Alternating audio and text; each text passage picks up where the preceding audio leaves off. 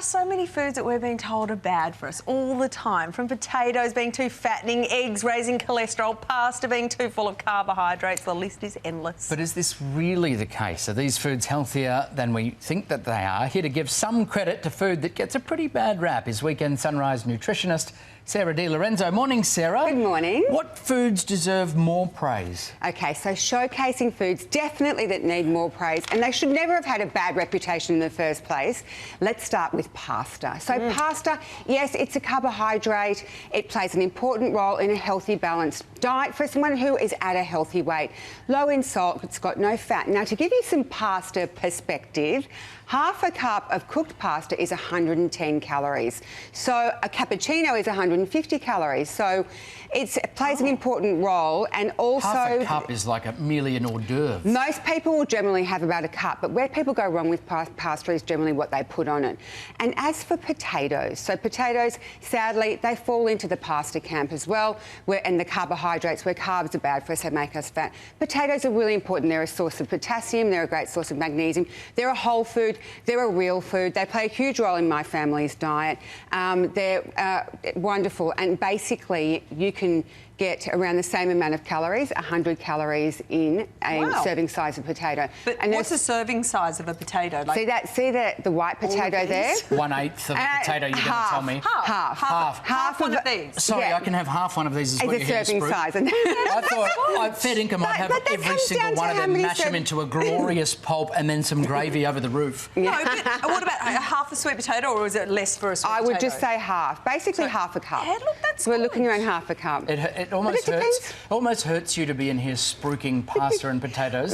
No, for lunch they're great. They're fabulous. I don't promote carbohydrates at night, but they're our macro for energy. Now, as for alcohol, alcohol. Okay, so when we're talking about alcohol, it's 1 glass a day for ladies, 2 glasses for men to lower things like kidney stones as well as gallstones. Now, any more than that, you're going to have the reversed effect. So as for coffee, I love coffee. People used to think coffee was taboo. It's so far from taboo. It's great for weight loss, metabolism. It's good for memory, longevity.